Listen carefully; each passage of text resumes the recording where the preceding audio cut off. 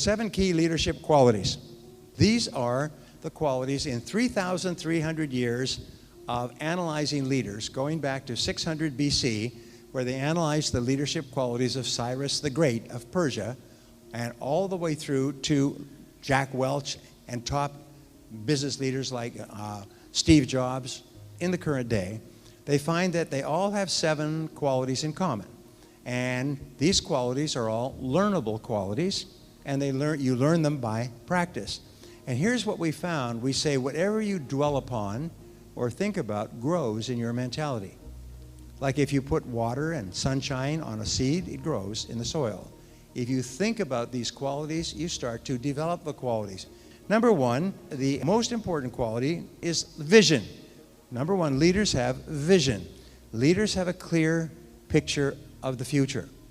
Peter Drucker said that if you do not have a vision to be a world leader when you start your business on your kitchen table, you'll probably never be very successful. So if you're starting your business on a kitchen table, imagine you could be a world leader. And then you ask the question, well, if I was the world leader in my field, how would I be different from today? How would my company be different from today?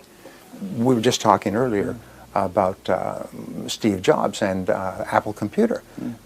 Steve Jobs and Steve Wozniak started out in a garage with an idea to put together pieces and make a little Apple computer that people could have at home. Bill Gates of Microsoft started off with this idea that if they could make it usable, you could have a PC on every desktop. Everyone's heard about that. That was his vision, a PC on every desktop in the world. When he said this in the late 70s, everybody said he must be crazy. The heads of the IBM were saying, there's no reason for anyone to have a computer at home. There's no reason for anyone to have a personal computer. And within a couple of years, they were literally avalanched out of the business because you find that everybody wanted a personal computer. The only question was the technology to build it and the programs to operate. Today, if you don't have a computer, you're living in the Stone Ages. People, your telephone is a computer. You have an iPad, you have a computer at home, you have a... So you start thinking of, if your business was world class, if you were world class, how would you be different from today? And then here's the key. This is the key. Take the first step. The first step is always the hardest step because it forces you, like a chick breaking out of an egg when it hatches. The first step forces you to break out of your comfort zone. And the comfort zone is so strong that probably 90% of people are held back from their full potential all their lives because of this vice-like comfort zone. And when you take the first step, the only way you can do it is break out. And suddenly you see the second step and the third step and the fourth step. And then as you take the steps, your self-esteem goes up and your self-confidence goes up and you become more creative and you start to think of all kinds of ideas. And people say, what has gotten into you? I mean, what are you smoking? Because whatever it is, you should share it with the others. And so this is the difference between top people, is they have a big idea of what's possible and then take the first step. In the Bible it says, where there is no vision, the people perish. What it means is the people just go around in circles. They never accomplish anything. They're like the Israelites wandering in the wilderness for 40 years. Why did they wander in the wilderness? It's because they didn't have a destination. So they just went around in the wilderness for 40 years. And finally someone says, let's go there. And Moses said, let's go there. They all went there. And my point is that if you have a clear vision, now everything becomes organized. And imagine that there's no limitations. Imagine that you have all the talents and all the skills that you need, which you do.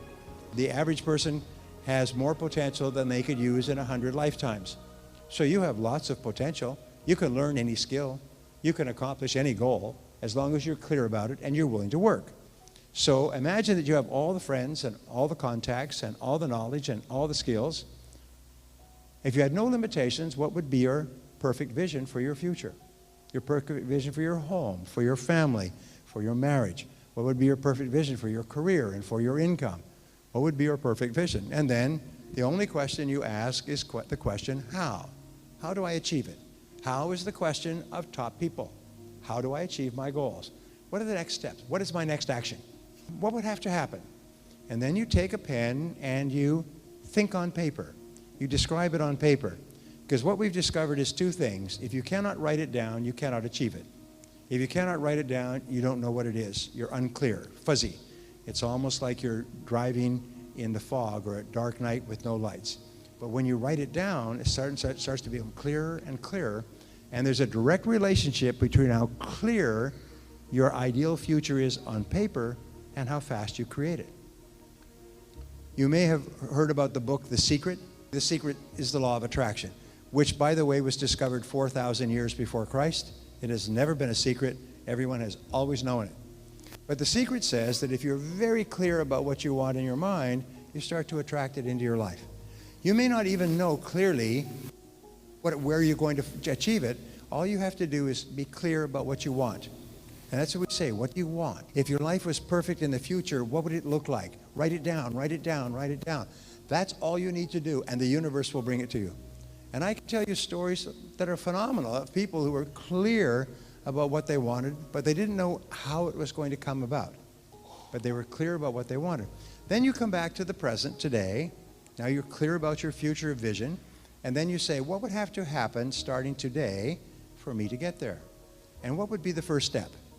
Now this is the difference between winners and losers in every field. Winners take the first step with no guarantee of success.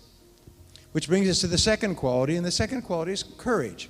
And in these 3,300 studies, they found the two qualities that every single leader had in common was vision, an exciting picture of the future that they wanted to create, and courage, which was the courage to take action on the vision with no guarantees. Remember, just simply taking action, taking the first step with no guarantees is the mark of the leader. Nothing worthwhile in life is possible without taking a risk, and the risk is that it won't work. Move out of the comfort zone. The biggest single limitation on success in work today is the comfort zone. People become comfortable doing things a certain way, and they don't want to change. And today, there is a whole new field that I am working in. It's called business model innovation. And what this field says that because of rapid change in our business world, most business models, which is the way that the company produces and sells products and earns profits, most business models are obsolete, maybe 80%. You could see this, by the way, with radio, television, newspaper. Many of the big industries, they become obsolete. What happened with BlackBerry and Nokia? Apple came into the market with the iPhone and made their business models obsolete. Companies that led the market. BlackBerry had 49% of the world market for business phones. Today it has 0.6%. The point was that they thought their business model was so good that nobody could compete with them. When Apple came out with a different business model for a telephone, which included now more than 1 million apps, so you can do everything in the world on one phone. When they came out with that business model, you know what they said? It's a toy. People will never buy it. Only children, teenagers, young people will buy the phone. And yes, they did, at a rate of about 50 million for the first year, and then 50 million a quarter. And then they came out with the iPad. People say, no, people want personal computers that they can open up and boot up and recharge and type on. What happened to the personal computer market? It's less than 50%. It's now all iPads. And the iPads are selling 50 million per quarter, 200 million a year. And they made Apple the most valuable company in the history of the world. Why? It's because they had a new business model. But the wonderful thing about business model innovation is that it's a skill. And what do we know about all business skills? They're all learnable. You can learn, but you've got to get out of your comfort zone. You've got to stop defending the old way. This is the hardest thing for all companies. Biggest single obstacle is that people won't change because they're so comfortable doing it the old way.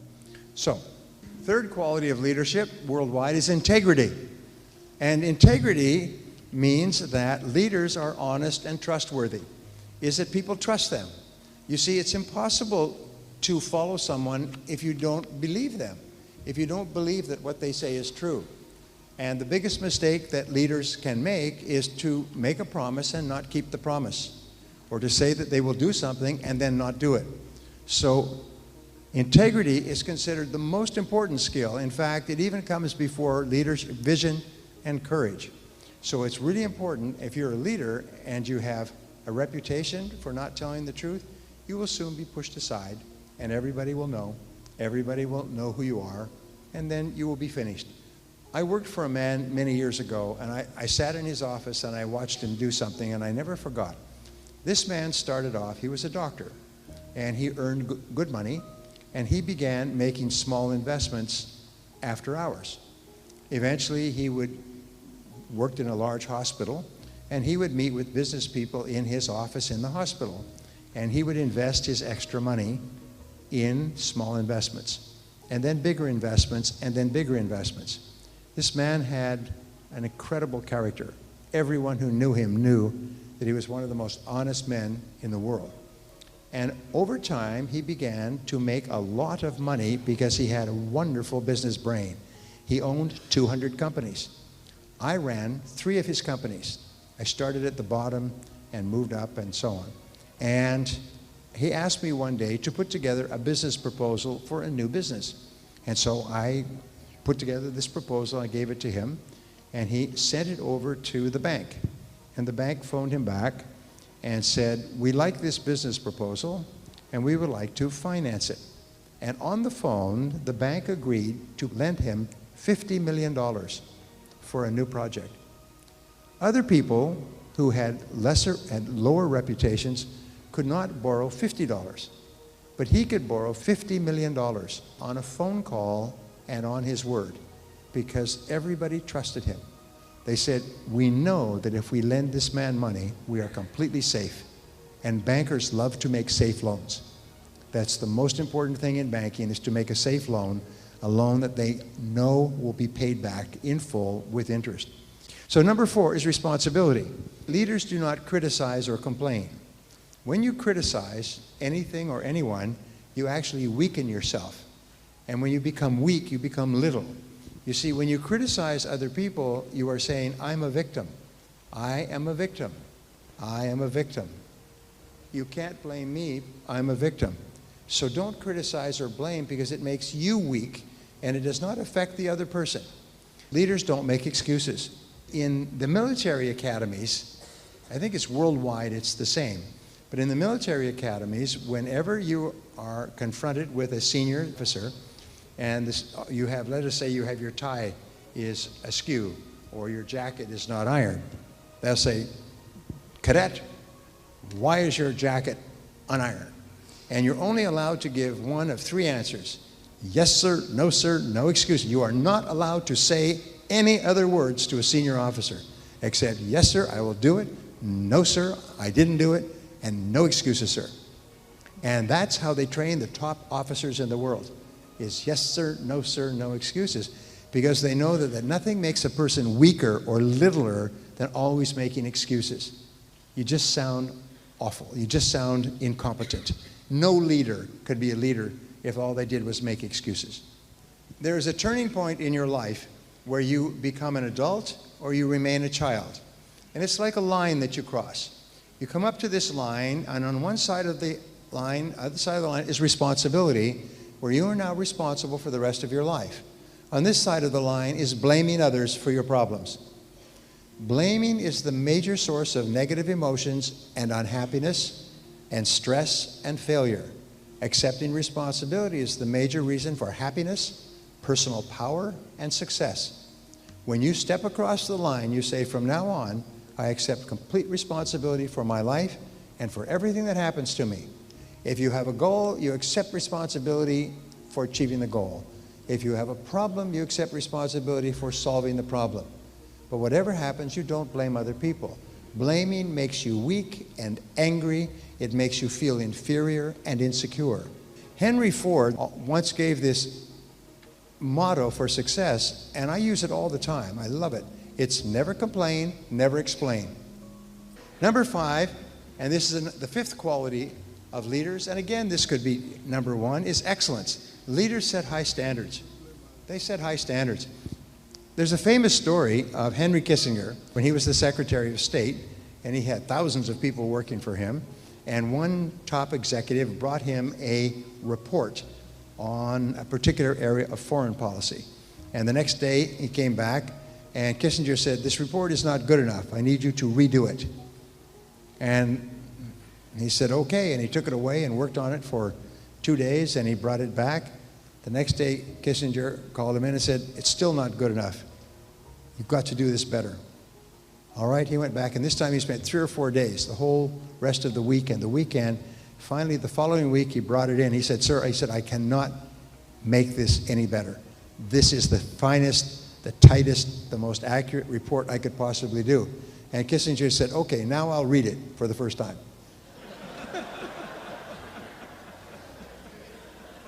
And that is an interesting story because he demanded such high standards, yet he was running the foreign policy of the United States for several years during one of the most important periods in history. And so leaders work for excellence in products and services. They're constantly striving.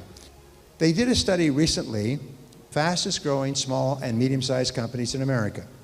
These companies in 3 years had grown 10, 20, 50, 100 times in size and profits.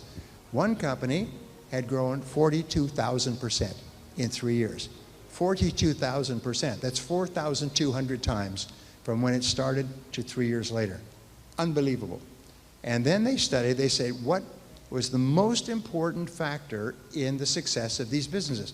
All in very competitive fields. Tremendous competition. And they started off with no money. They started off with every problem you could imagine. Number one was quality. Is the products and services they produced were recognized as being top quality. And the leaders of those companies were intensely focused on improving quality. So we call this continuous and never-ending improvement. Every day they're looking for ways to improve their products and services and the way that they take care of their customers. And sometimes one small change makes a tremendous difference. So, number 6 is communication. Leaders are good communicators. There's an inextricable link between leadership and communication. Those who lead are the ones who can clearly talk about what they believe, and those who can clearly talk about what they believe are the ones who lead. Let's imagine that we're out on a tour, a 3-hour tour on a boat, and we get stranded on a desert island. Here we are, all stranded on the desert island. The question is, how will we get off the island? Well, one of us stands up and says, I will lead. We like that. We're social animals. We appreciate leadership. And he stands up and says, okay, who's got ideas? You. You think we should build a fire? I like it. Good. You. You think we should look for food? Good, good, good. You think we should build a boat? Good. I like it. Okay, let's take a vote.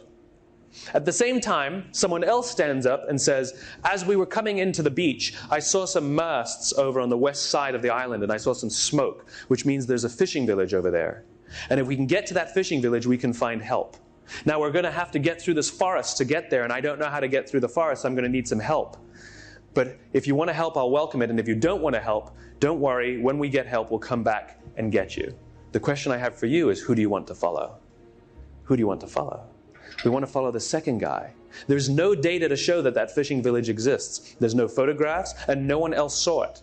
The only thing we have is his conviction, his absolute belief in the existence of that world that we cannot see, and his ability to put that future state into words that we're drawn to. And we will volunteer to go with him, maybe even take personal risk. I don't know how to get through the forest. I don't know how to cut down trees, but I will go because I believe it's important. Not for me, but for the greater group. The irony is our own survival depends on our ability to help each other. This is the irony. And here we go. We rally together. We choose to take the risk. We choose to follow. We volunteer to follow him. And we go through these woods. And it's hard. And we have to cross rivers and go around boulders and chop down trees. And eventually we come to where he said the fishing village is. And there's no fishing village. Did he lie to us?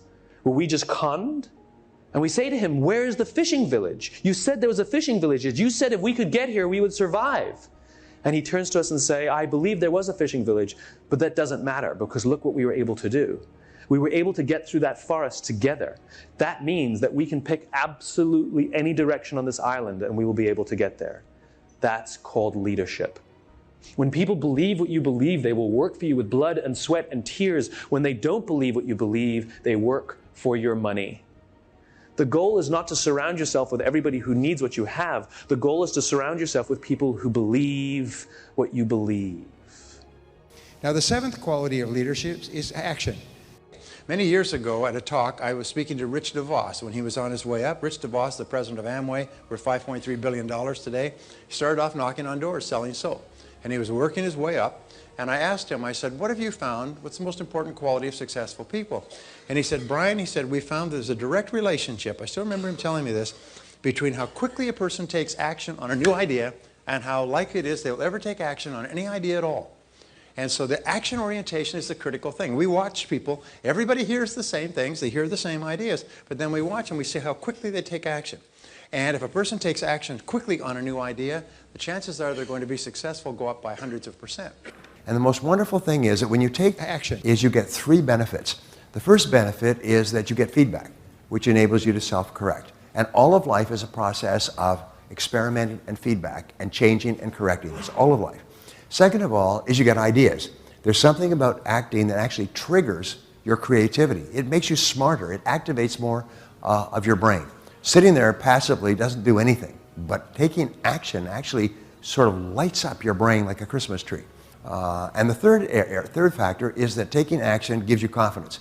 Your self-confidence goes up. Is the more actions you take in the direction of your goals, the more confidence you have, the more creative you are, the more energy you have, the happier you are. You feel like you're in control of your life. You feel powerful.